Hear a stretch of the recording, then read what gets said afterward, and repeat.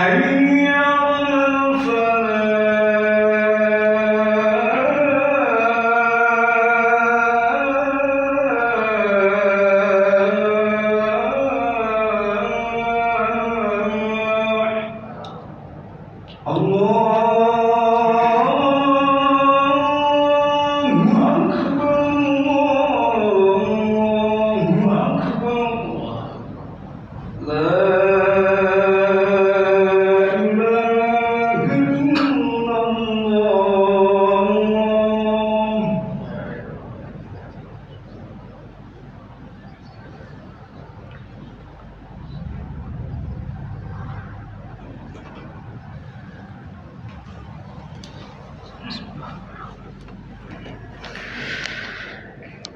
إن الحمد لله نحمده ونستعينه ونستغفره ونستهديه ونتوب إليه ونعوذ بالله من شرور أنفسنا ومن سيئات أعمالنا من يهده الله فلا مضل له ومن يضلل فلن تجد له وليا مرشدا أشهد أن لا إله إلا الله وحده لا شريك له وأشهد أن محمدا عبده ورسوله الذي لا نبي بعده اللهم صل وسلم على سيدنا ومولانا محمد وعلى آله وصحبه وسلم تسليما كثيرا إلى يوم الدين.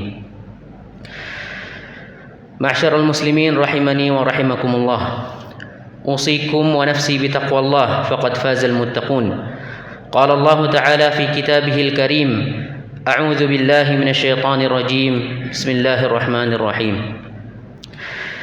يا أيها الذين آمنوا اتقوا الله حق تقاته ولا تموتن إلا وأنتم مسلمون. وقال أيضا: يا أيها الذين آمنوا اتقوا الله وقولوا قولا سديدا يصلح لكم أعمالكم ويغفر لكم ذنوبكم ومن يطع الله ورسوله فقد فاز فوزا عظيما. وقال أيضا: ومن يتق الله يجعل له مخرجا ويرزقه من حيث لا يحتسب ومن يتوكل على الله فهو حسبه إن الله بالغ أمره قد جعل الله لكل شيء قدرا. وقال رسول الله صلى الله عليه وسلم: اتق الله حيثما كنت وأتبع السيئة الحسنة تمحها wa khaliqin nasa bi khuluqin hasan. Shadaqallah wa sadaqa rasuluhu sallallahu alaihi wasallam. Ma'syaral muslimin rahimani wa rahimakumullah, di kesempatan yang berbahagia ini mari kita panjatkan puji dan syukur kehadirat Allah Subhanahu wa taala atas begitu banyak nikmat yang diberikan kepada kita, yang apabila kita menghitungnya maka niscaya tidak akan dapat pernah kita hitung. Wa in ta'uddu ni'matallahi la tuhsuha. Dan juga kita bersyukur karena Allah Subhanahu wa taala memberikan nikmat iman, Islam, dan di antaranya adalah nikmat berkumpul kita melaksanakan kewajiban pada siang hari ini, yaitu salat Jumat berjamaah di masjid yang mulia ini. Salawat serta salam mari kita juga panjatkan kepada junjungan besar Nabi Muhammad sallallahu alaihi wasallam. Allahumma salli wa sallim wa barik alaihi, yang telah menyelesaikan amanahnya, menasihati umatnya, dan meninggalkan kita di atas jejak sunnahnya. Semoga kita mendapatkan syafaat darinya. Amin amin ya rabbal alamin. Khatib senantiasa mengingatkan diri khatib sendiri dan juga jamaah sekalian untuk senantiasa meningkatkan ketakwaan kepada Allah Subhanahu wa taala.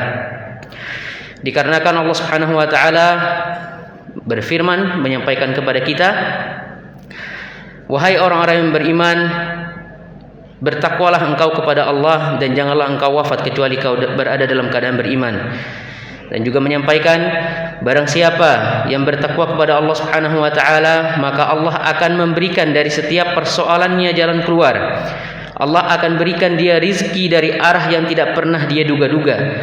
Dan barang siapa yang bertawakal kepada Allah, maka cukuplah Allah sebagai tempat ia bersandar, maka Allah akan sampaikan dia pada setiap urusannya.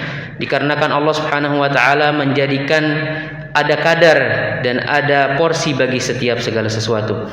Rasulullah sallallahu alaihi wasallam bersabda, bertakwalah engkau kepada Allah dimanapun engkau berada, dan ikutilah perbuatan burukmu dengan perbuatan yang baik, maka niscaya perbuatan yang baik itu akan menghapus perbuatan yang buruk. Dan bergaullah serta berakhlaklah kepada manusia dengan akhlak yang baik. benar Allah dan benar Rasulnya atas segala yang disampaikannya kepada kita. Ma'syaral muslimin, jamaah-jamaah sekalian yang rahmati Allah Subhanahu wa taala. Kesedihan merupakan perasaan fitrah bagi setiap manusia.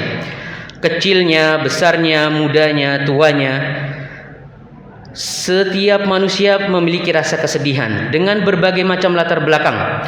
Ada yang karena kehilangan harta, ada yang karena kehilangan nyawa, ada yang karena kehilangan sanak saudara, ada yang karena kehilangan reputasi dan nama baiknya. Allah Subhanahu wa taala berfirman, "Wa nabluukum bisyarri wal khairi fitnah." Dan kami menguji kamu dengan yang baik, hal-hal yang baik juga hal-hal yang buruk.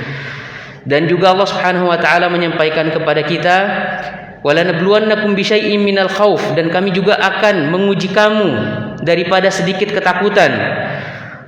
Nabluwannakum bisyai'im minal khaufi wal ju'i, dan juga kelaparan. Wa naqsin fil amwali wal anfus, juga kekurangan pada harta dan juga nyawa dan juga jiwa.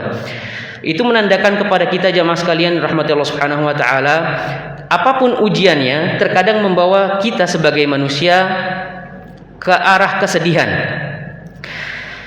Walaupun Rasulullah sallallahu alaihi wasallam senantiasa mengajarkan kita sebuah doa, Allahumma inni a'udzubika minal hammi wal hazan.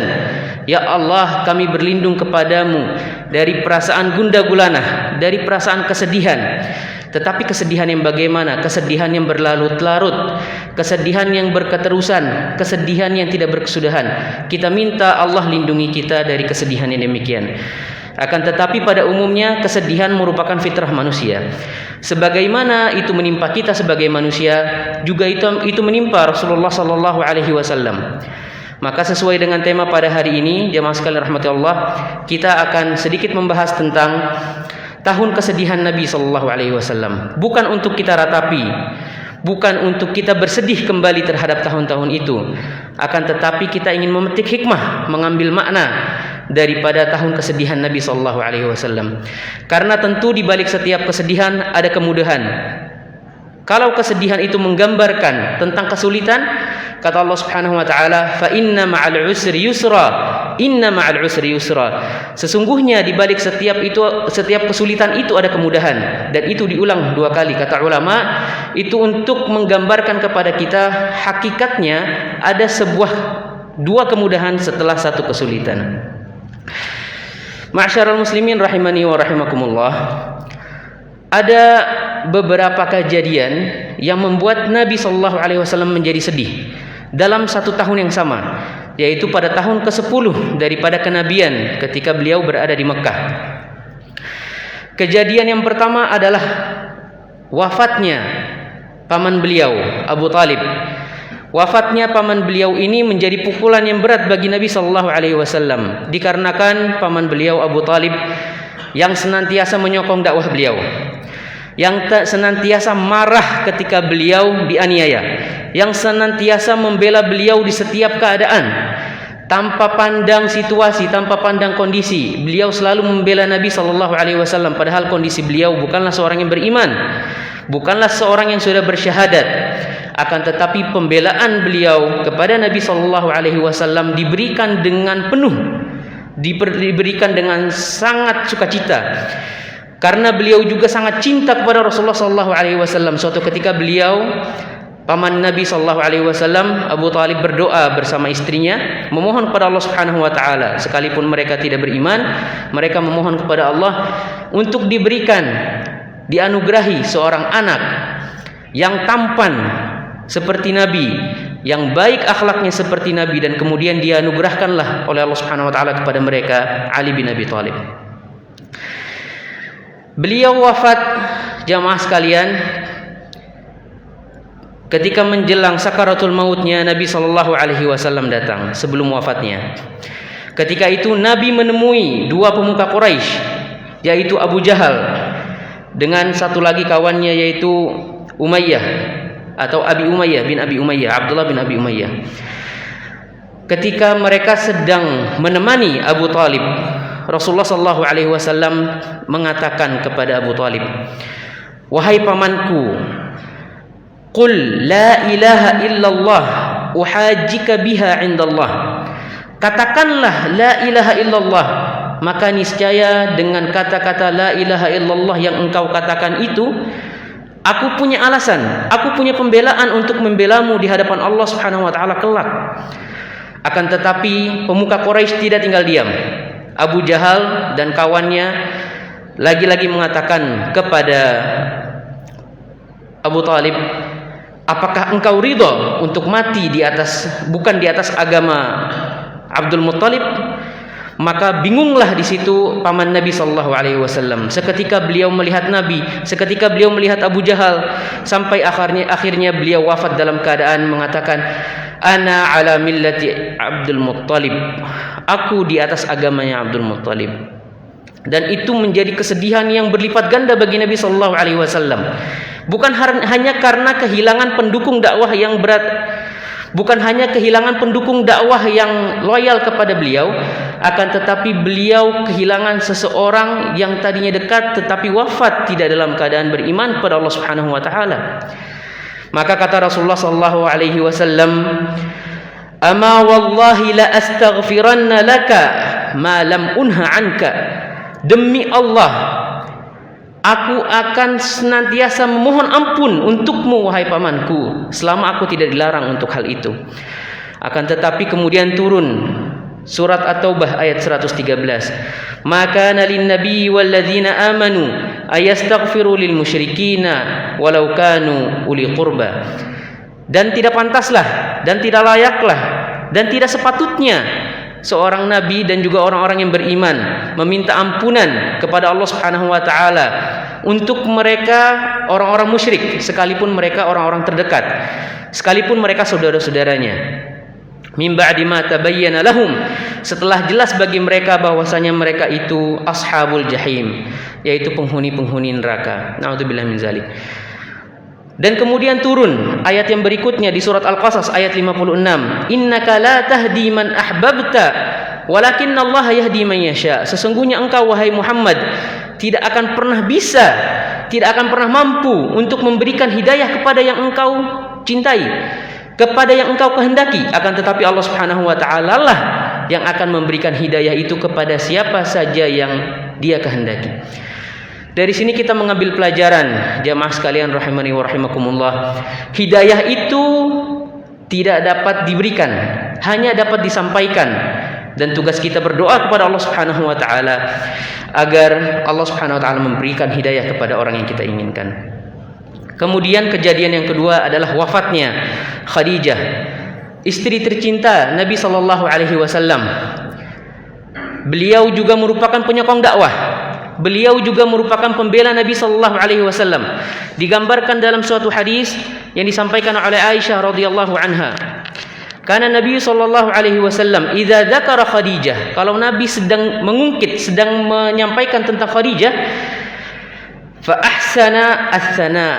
Nabi itu akan benar-benar memujinya dengan pujian-pujian yang sangat indah, sampai Aisyah cemburu dan berkata, qad abdalaka Allah azza wa jalla biha khaira. Sesungguhnya Allah Subhanahu wa taala telah menggantikannya seseorang padamu yang lebih baik daripada itu. Maka kemudian Nabi menjawab Aisyah radhiyallahu anha dan mengatakan, ma abdalani Allahu azza wa jalla minha. Sesungguhnya Allah Subhanahu wa taala belumlah menggantikan yang lebih baik daripadanya. Idz kafara biyan nas wa saddaqatni. Karena tatkala itu manusia-manusia mendustakanku, tidak mempercayaiku, akan tetapi dia mempercayaiku. Kadzdzabani an-nas wa saddaqatni wa wasani bimaliha wa wasatni bimaliha. Dan dia mendukungku dengan sepenuh hartanya, dengan sepenuh jiwanya. Wa razaqani Allahu azza wa jalla waladaha. Dan Allah menganugerahkan darinya anak-anak, sedangkan dari yang lain tidak ada anak-anaknya. Begitu cintanya Nabi sallallahu alaihi wasallam kepada Khadijah radhiyallahu anha, dikarenakan begitu banyak keistimewaan yang beliau berikan. Ketika Rasulullah sallallahu alaihi wasallam mendapatkan wahyu pertama, perginya ke Khadijah. Ketika semua orang menolak Nabi, Khadijah yang percaya. Ketika seluruh orang mendustakan Nabi, Khadijah yang percaya. Dan hanya Khadijah radhiyallahu anha yang memberikan keturunan kepada Nabi sallallahu alaihi wasallam. Maka ketika ditinggal oleh Khadijah, Rasulullah SAW sangat bersedih. Bahkan para sahabat mengatakan, kami tidak menemukan Rasulullah sesedih ini, dan kami mulai mengkhawatirkannya. Dan itu terjadi menurut versi ulama, ada yang mengatakan 3 hari, ada yang mengatakan 1 bulan 1 hari, ada yang mengatakan 1 bulan setelah kejadian wafatnya paman Nabi Abu Talib. Dan di situ Rasulullah SAW semakin berduka ditinggal oleh orang-orang terdekat yang mendukung dakwah selama ini, dan juga ditambah lagi dengan mulainya kafir Quraisy melakukan hal-hal yang tidak pernah mereka lakukan tatkala Abu Talib masih hidup. Mereka mulai menjerat lehernya Nabi, mereka mulai melemparkan kotoran ke atas kepalanya Nabi, mereka mulai merencanakan pembunuhan kepada Nabi, dan itu belum pernah mereka rencanakan sebelumnya tatkala paman Nabi SAW masih hidup. Menandakan bahwasanya kafir Quraisy selama ini berlindung, atau selama ini mereka takut terhadap pembelaan yang disampaikan ataupun yang diberikan oleh Abu Talib. Maka tatkala itu Nabi mulai mencari tempat dakwah yang baru. Beliau pergi ke Taif, ratusan atau puluhan kilometer, sampai 100 kilometer jaraknya beliau berjalan kaki menuju Taif untuk berdakwah kepada ahlu Taif. Akan tetapi apa yang Nabi dapati?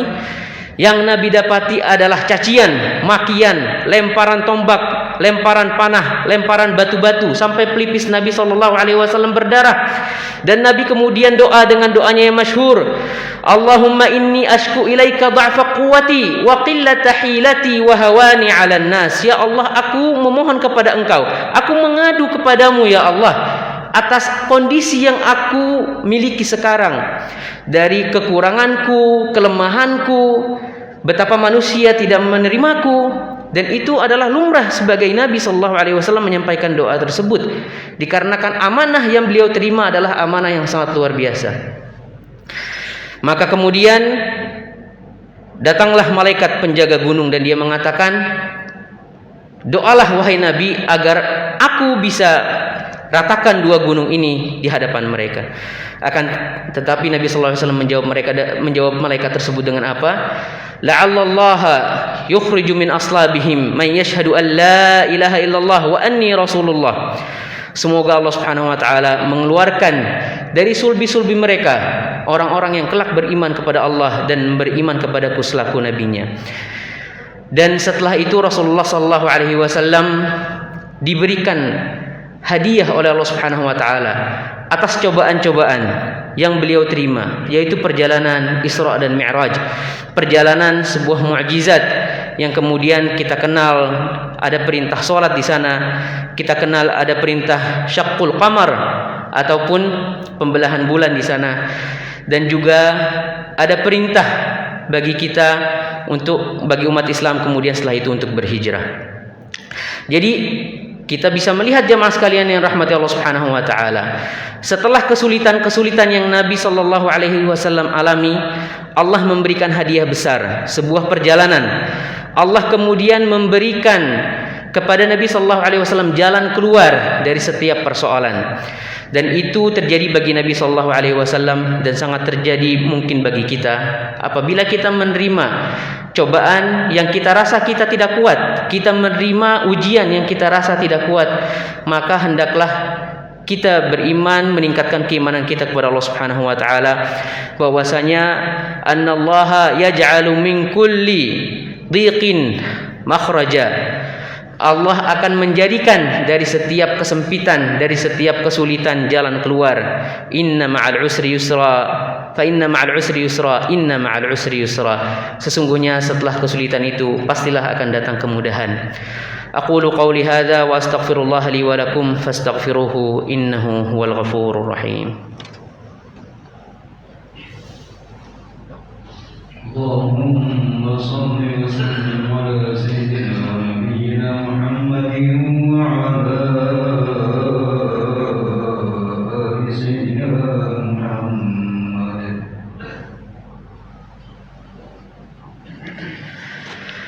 الحمد لله رب العالمين والعاقبة للمتقين ولا عدوان إلا على الظالمين وأصلي وأسلم على المبعوث رحمة للعالمين وعلى آله وصحبه أجمعين. أما بعد، فيا عباد الله، فاتقوا الله فيما أمر وانتهوا عما نهى عنه وزجر، واعلموا أن الله أمر بأمر بدأ فيه بنفسه وثنى بالملائكة المسبحة بقدسه، ولم يزل قائلا عليما: إن الله وملائكته يصلون على النبي يا أيها الذين آمنوا صلوا عليه وسلموا تسليما.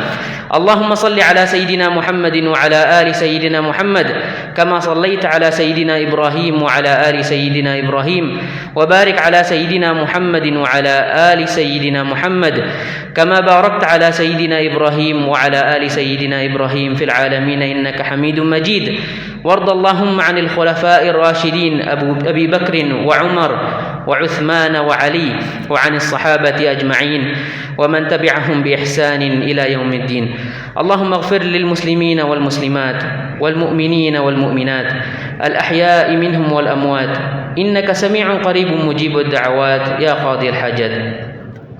ربنا لا تجعل لنا في مقامنا هذا ذنبا إلا غفرته، ولا دينا إلا قضيته، ولا مريضا إلا شفيته، ولا ضالا إلا هديته، ولا عسيرا إلا يسرته، ولا حاجة من حوائج الدنيا والآخرة إلا قضيتها برحمتك يا أرحم الراحمين.